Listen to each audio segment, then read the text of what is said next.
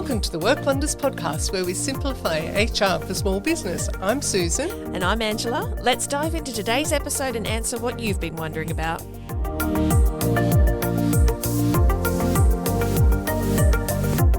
In this episode, we're going to be talking all about managing remote workers and explaining how we think you can do this with the least disruption to your own work.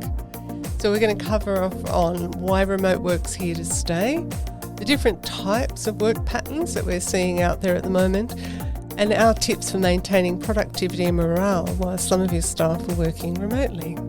So let's get started. This is the Work Wonders podcast.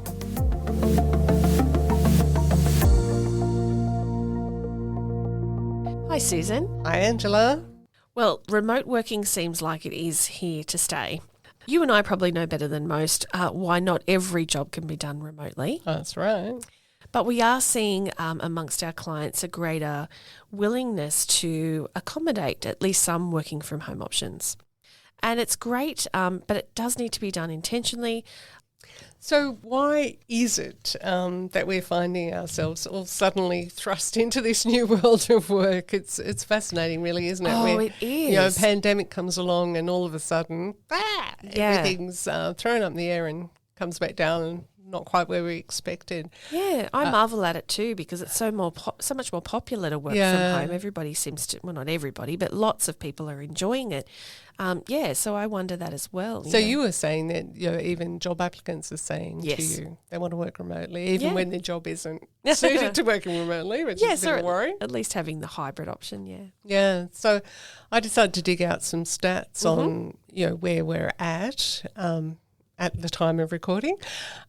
So there's been a survey done by Microsoft with 30,000 workers, and I think that was a global survey, and they found that over 70% wanted flexible remote work options. 70%. 70%. Wow. So that's over what people wanted before the pandemic. Okay. So even beyond pandemic ending, whenever that might be, 70% of people wanted to have that option. So it's interesting, isn't it, that it's phrased that way? It's about having the option. Yes. We all like to keep our options open, I guess. It's interesting. There definitely has been a shift, hasn't there?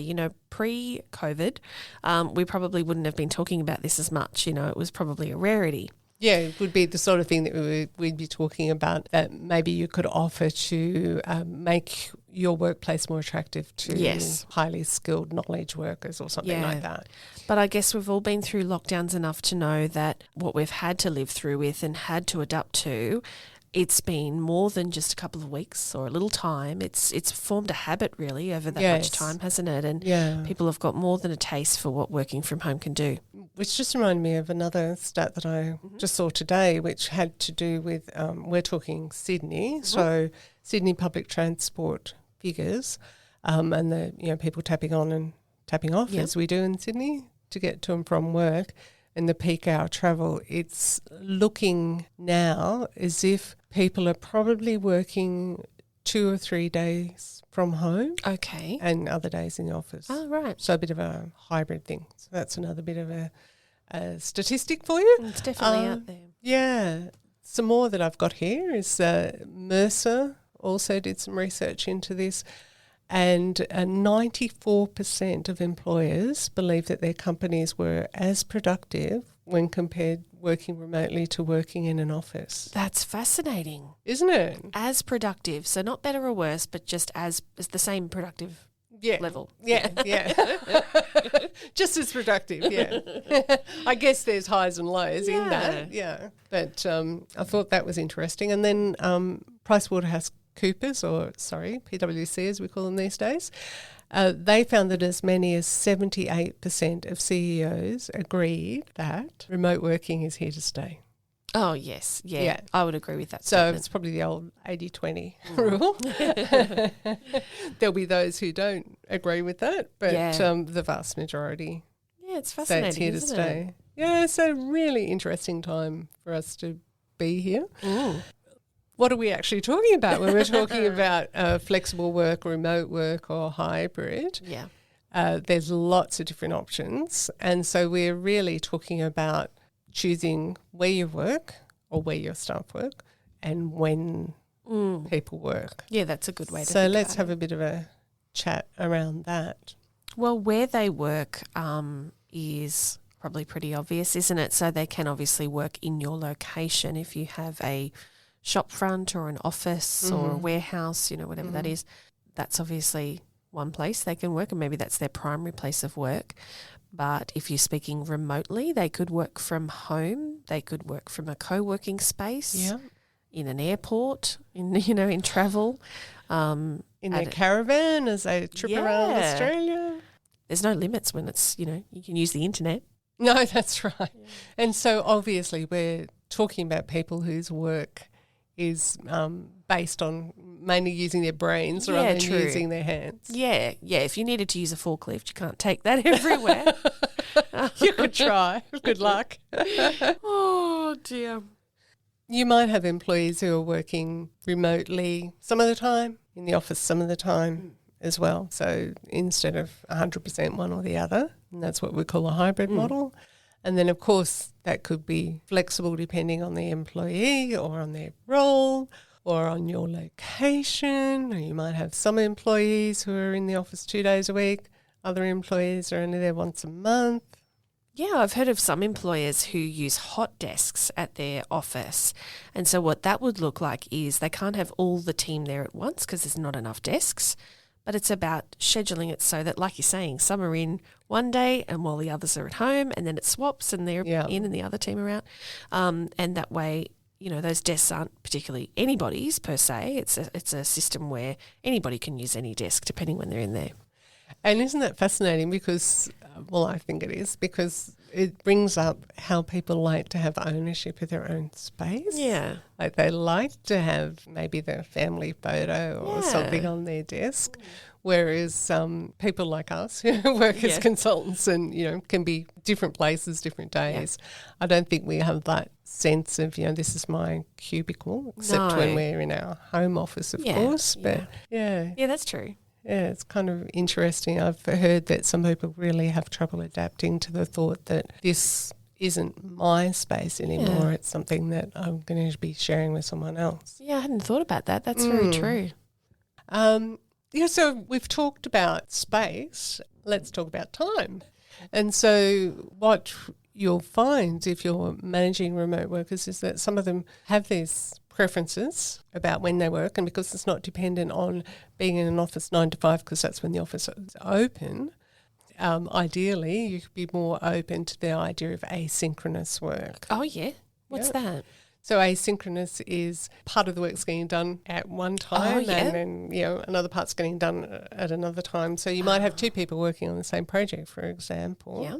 One who's working normal 9 to 5 hours, another person who might be working, 12 till 8 or 8 till 4 in the morning or something, Okay. Well, I'm a mum, a working mum, so my first thought is always, I need some flexibility around being able to drop the kids off at school. So, can I get some work done in a shorter day during business hours and then maybe a little bit more at night once they've gone to bed? Yeah. That's one option. So then there's a whole lot of other coordination aspects to that asynchronous work. Yeah, that's true. We know you can sometimes doubt yourself when you're running a business on your own. There is a wealth of support available if you know where to look for it and who to ask.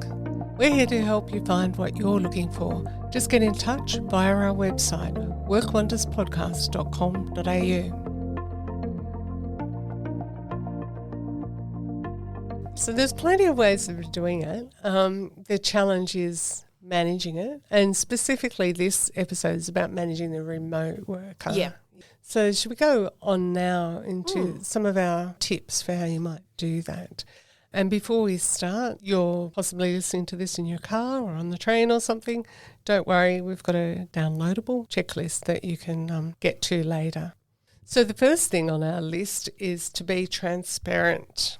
It might sound a bit boring in a way because by that I mean you're actually coming up with a policy and some guidelines so people know what you mean by remote work. So you might decide, we're happy for people to work in a remote location, but we do want everyone to be available 9 to 5 or whatever your working hours are. So that needs to be set out straight away in your guidelines so people know that. And then there's other things that are going to be important if you have people working remotely, such as your expectations in terms of how their workplace is set up and the safety requirements.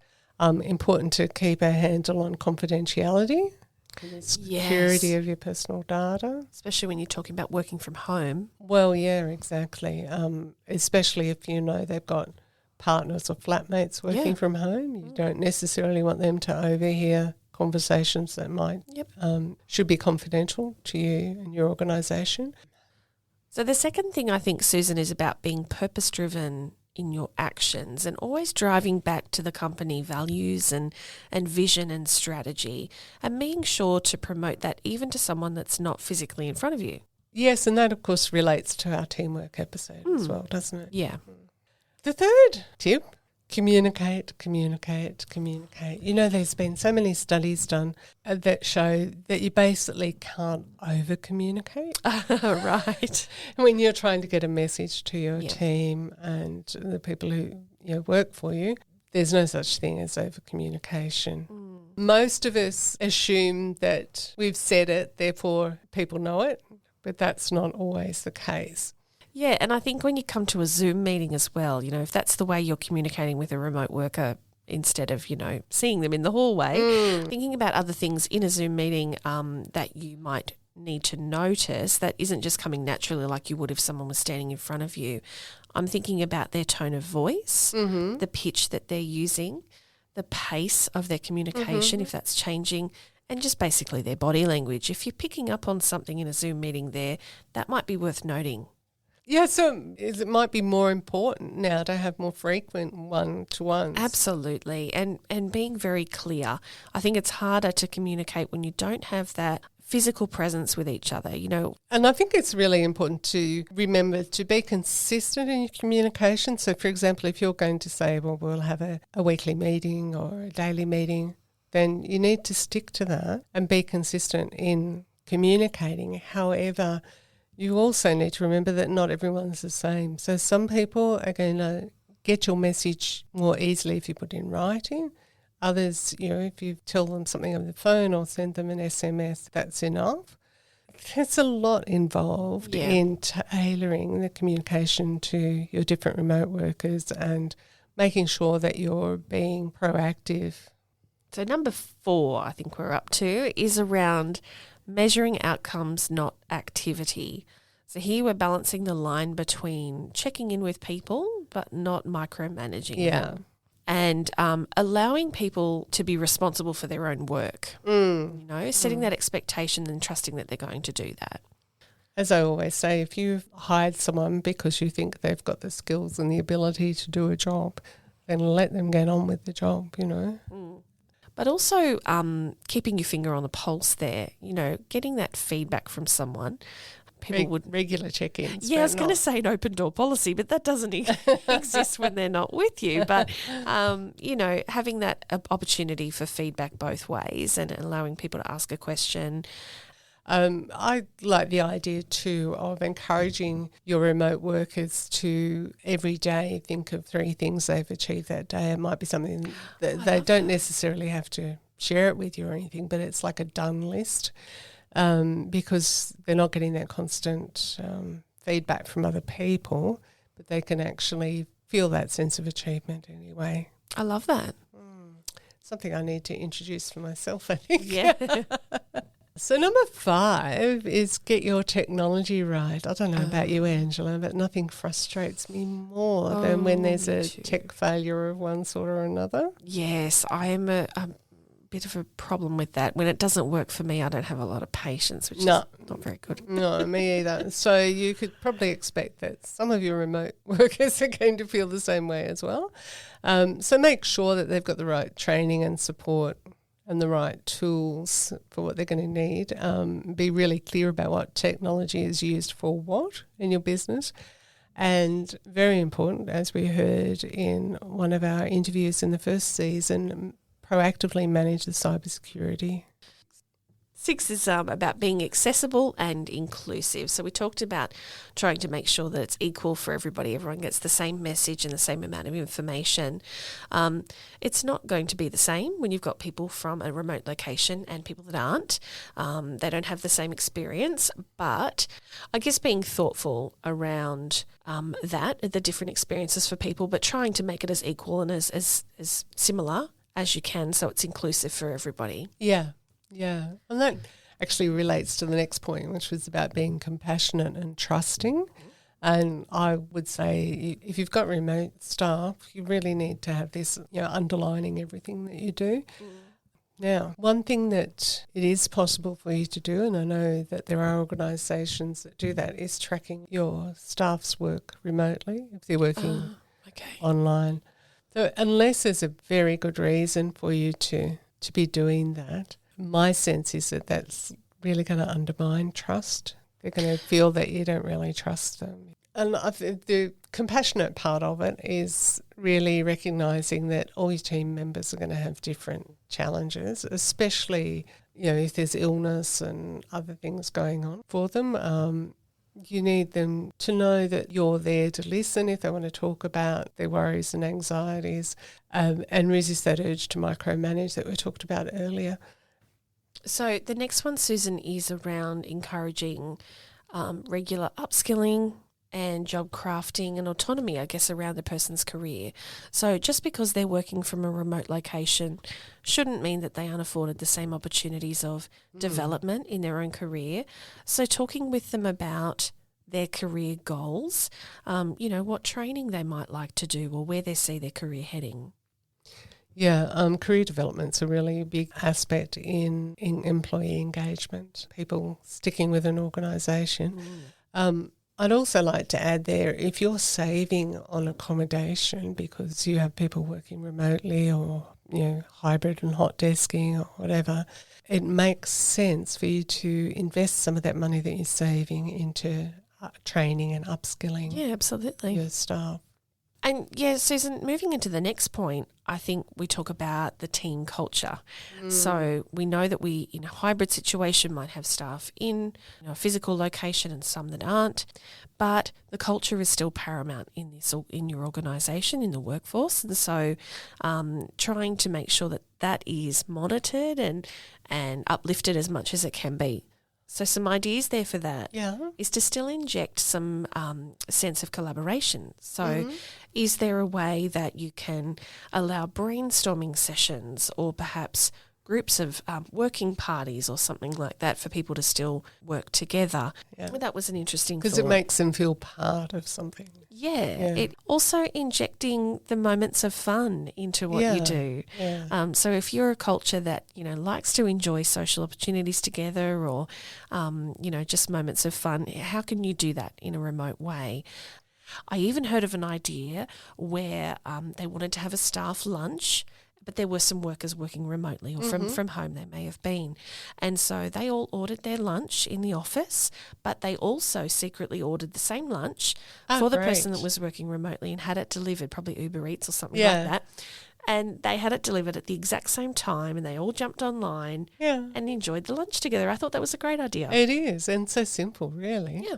Love it.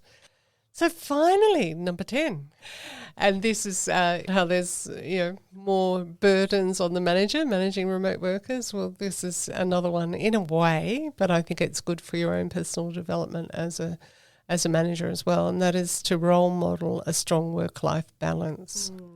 So as well as giving your team autonomy to set their own schedules, talk to them about the importance of personal well-being.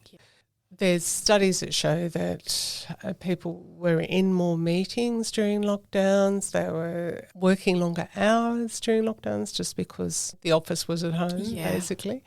And this can hang over for remote workers if they're working from home.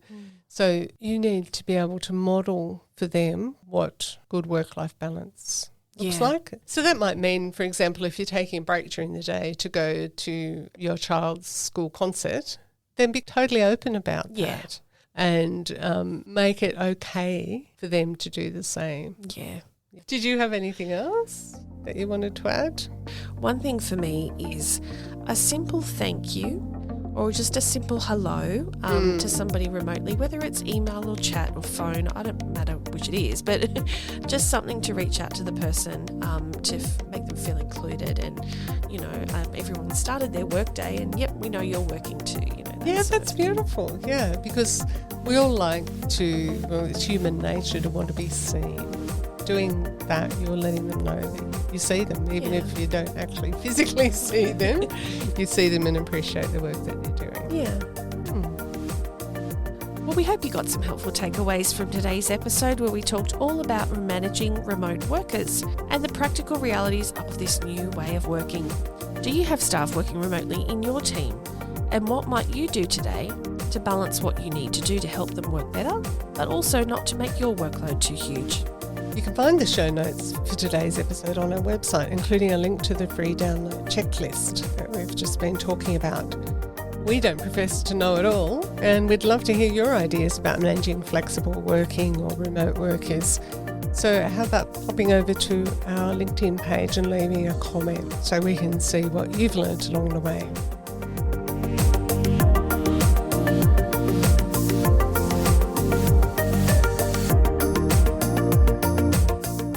Thanks for listening to the Work Wonders podcast. Hit the subscribe button now to never miss an episode.